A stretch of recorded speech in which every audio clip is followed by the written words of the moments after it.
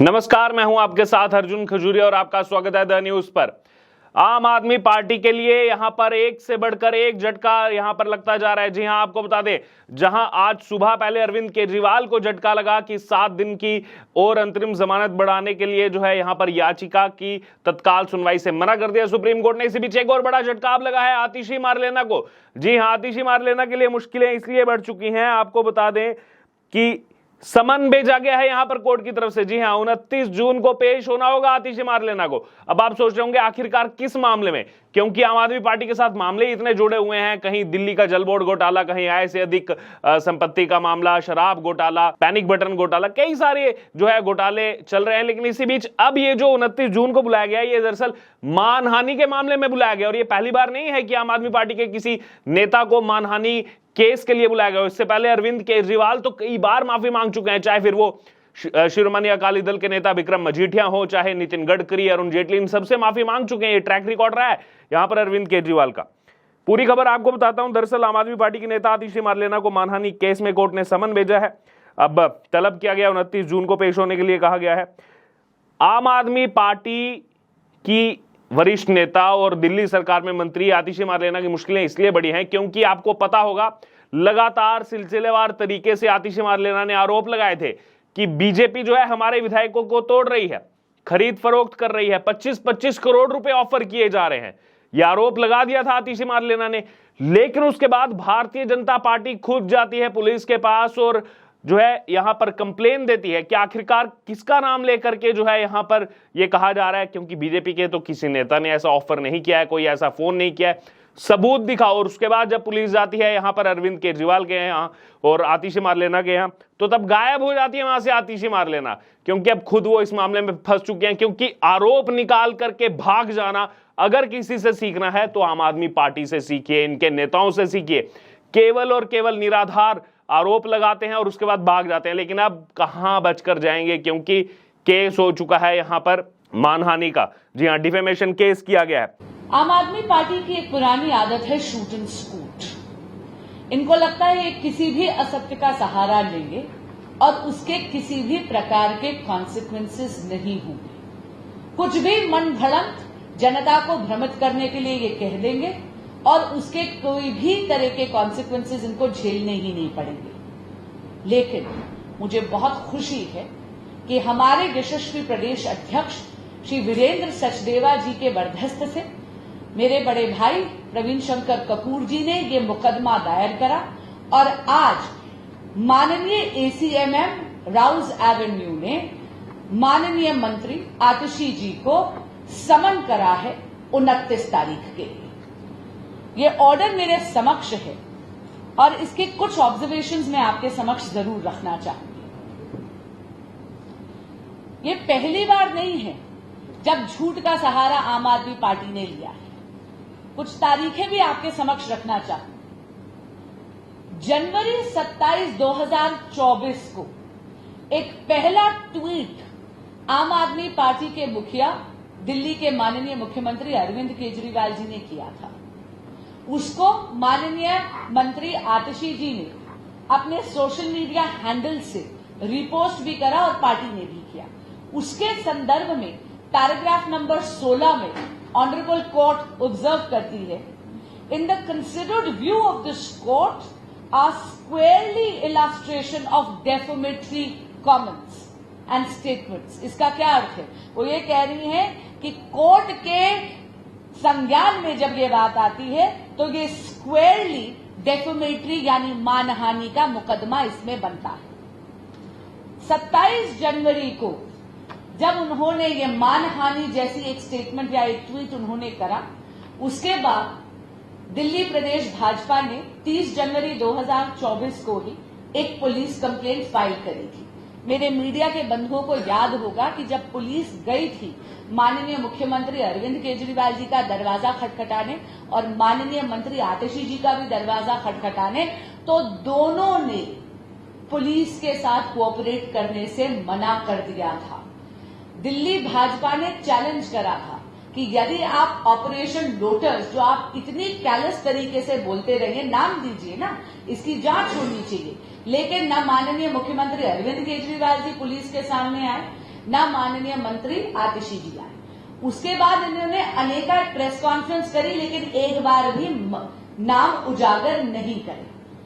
उसके बाद 2 अप्रैल 2024 को माननीय मंत्री आतिशी जी ने एक प्रेस कॉन्फ्रेंस करी, जहां पर इन्होंने दोबारा ऑपरेशन नोटिस जैसा घिनौना आरोप बिना किसी तथ्य के, बिना किसी सबूत के भाजपा पे लगाया। और तब बड़े भाई आदरणीय प्रवीण शंकर कपूर जी ने हमारे यशस्वी प्रदेश अध्यक्ष वीरेंद्र सचदेवा जी के बरदस्त से ये डेफेमेशन कंप्लेंट फाइल करी है। पैराग्राफ नंबर 18 में इस पूरे के पूरे दूसरे ट्वीट का और दूसरी प्रेस कॉन्फ्रेंस का संज्ञान लिया है, लेकिन मैं आपके समक्ष पैराग्राफ नंबर 25 पढ़ना चाहूंगी। ये कंक्लूजन है।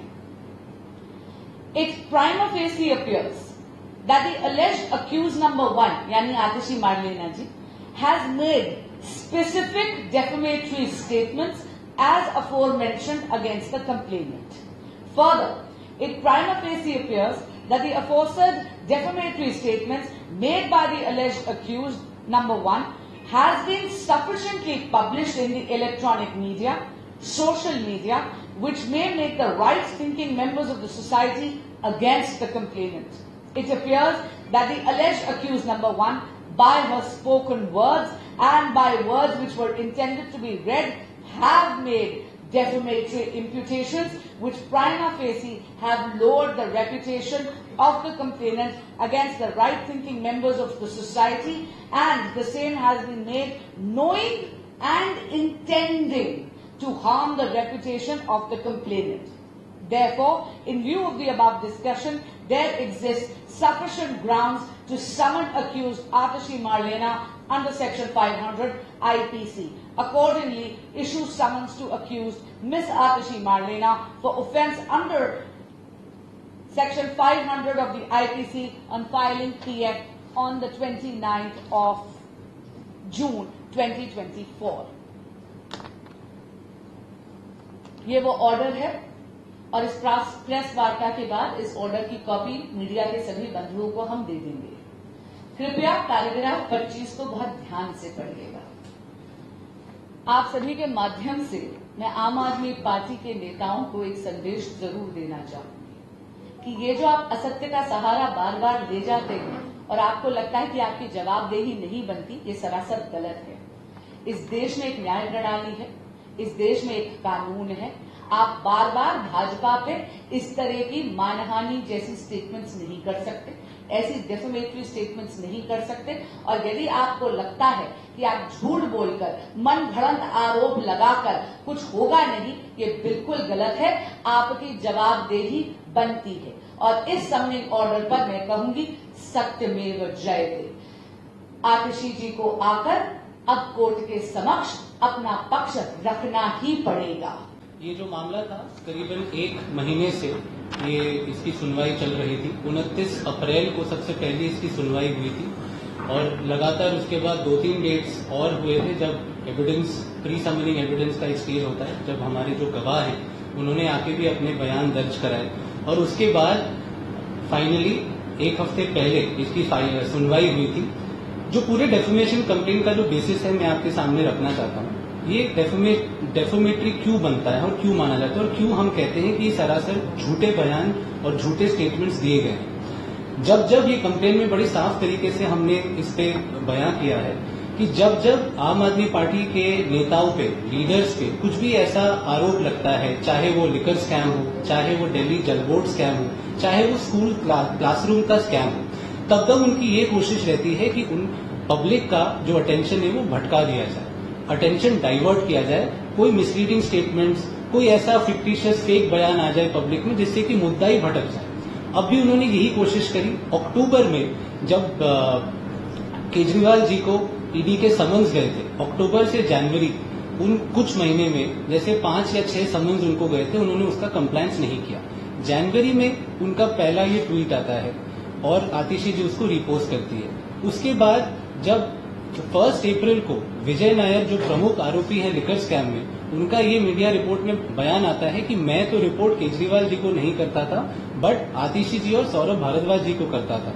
तो उस 1 अप्रैल को जो ये स्टेटमेंट आता है मीडिया रिपोर्ट में विजय नायर का, उसके बाद इमीडिएटली 2 अप्रैल को आतिश जी का नेक्स्ट अगला बयान आता है, अगला प्रेस कॉन्फ्रेंस आता है, और उन्होंने कोई तथ्य नहीं दिए, कोई प्रूफ नहीं लगाया कि किसने इनको ये ऑफर किया था, किसने ऐसे बयान दिए हैं जिससे कि ये सिद्ध हो या प्रूव हो जाए कि ये जो उनका बयान था डेफोमेटरी नहीं है बट सच है, क्योंकि डेफोमेशन का डिफेंस होता है सच्चाई, ट्रूथ तो सामने आया नहीं है। और हमने अपने सारे जो तथ्य लगाए हैं, प्रेस कॉन्फ्रेंसेस लगाए हैं, जो स्टेटमेंट्स हैं हमारे विटनेसेस के, वो भी ये सिद्ध करता है कि ये जो आरोप जो लगे हैं वो सरासर crime of SI case made out होता है और डेफोमेशन के लिए उनको समन्स किया जाता है।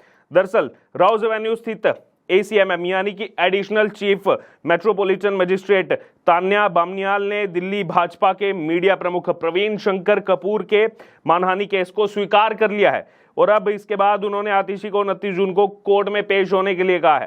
प्रवीण शंकर कपूर ने खरीद फरोख्त के आरोपों को लेकर आतिशी मारलेना पर मानहानि का केस ठोका है। तो मुसीबतें, मुश्किलें यहां पर बढ़ती हुई आम आदमी पार्टी के लिए सभी नेता एक एक करके जो है किसी ना किसी तरीके रडार पर यहां आते हुए और अपनी गलतियों की वजह से आते हुए, क्योंकि अगर आतिशी मारलेना ने यह आरोप लगाया कि 25 करोड़ रुपया खर्चा किया जा रहा है एक विधायक को खरीदने का, तो आपके पास सबूत तो होगा कोई, किस आधार पर आपने जो है ये आरोप लगाया, या फिर आपको सपना आपने जो है उसके बाद प्रेस कॉन्फ्रेंस कर दी।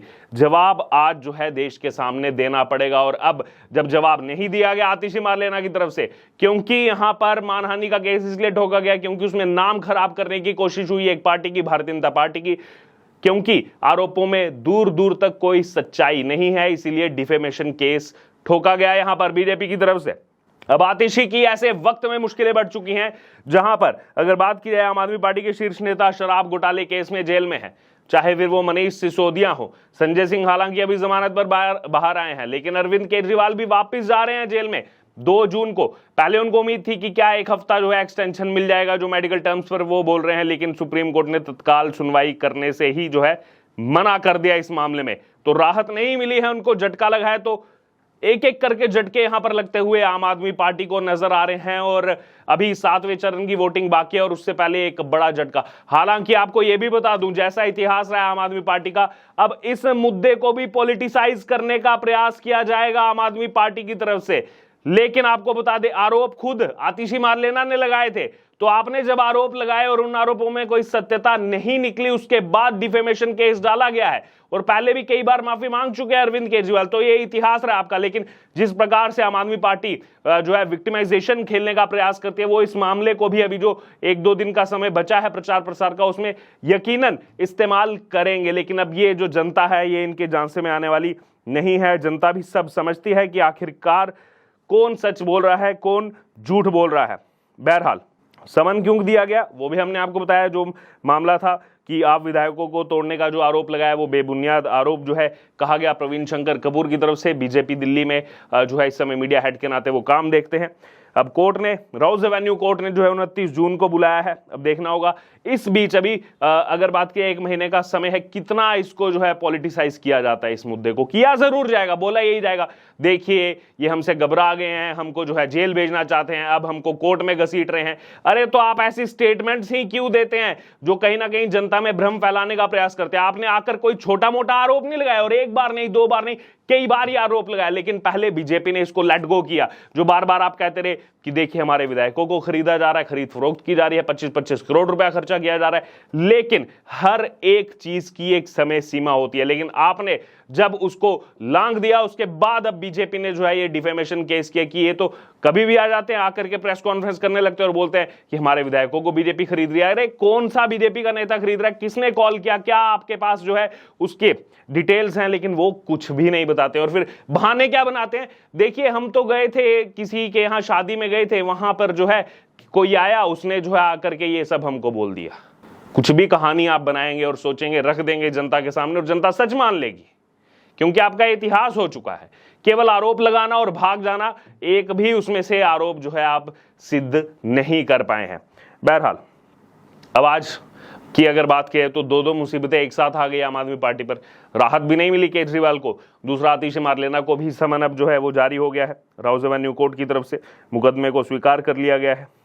बहरहाल अब यहां सरेंडर भी करना है एक तरफ अरविंद केजरीवाल को, और दूसरी तरफ अगर बात की जाए स्वाति मालीवाल वाला मामला भी चल रहा है। स्वाति मालीवाल वाले मामले की भी बात की तो उसमें भी राहत नहीं मिली है विभव को, जो पीएस रहे अरविंद केजरीवाल के।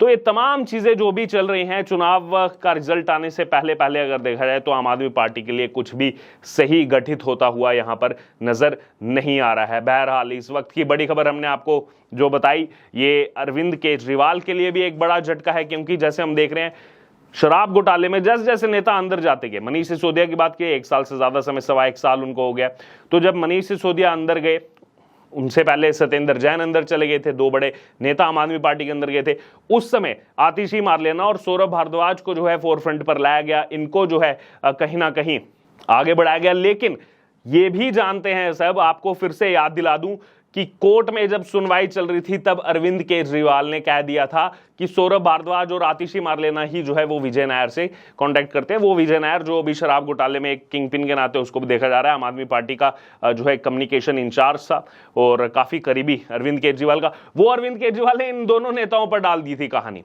कि वो तो सौरभ भारद्वाज और आतिशी मारलेना को जो है रिपोर्ट करता था। तो इनको भी अपनी आंखें खोलने की जरूरत है कि कैसे जो है हमारा नाम भी किस तरीके से इसमें लिया गया। बहरहाल अब यहां पर दूसरे मामले में डिफेमेशन केस में फंसते हुए यहां पर नजर आ रहे हैं आम आदमी पार्टी के नेता। बहरहाल आपका क्या कहना है? अब इस मामले में बड़ी देर से इंतजार था कि क्या कोई सबूत पेश किए जाएंगे, बार बार पुलिस जा रही थी क्योंकि कंप्लेन उनके पास थी, कोई सबूत भी नहीं दिया गया, आरोप ऐसे लगा दिए गए। अब देखना होगा कि आखिरकार कोर्ट में जाने से पहले किस तरीके से इसको विक्टिमाइजेशन खेला जाता है, क्या क्या कहा जाता है और उसके बाद इस मामले में क्या कुछ देखने को मिलता है। बहरहाल क्या कहना है आपका इस पूरे मामले पर, इस पूरी खबर पर? आपकी जो भी राय हो आप जरूर हमारे कमेंट बॉक्स में शेयर करें और बने रहें द न्यूज के साथ। धन्यवाद।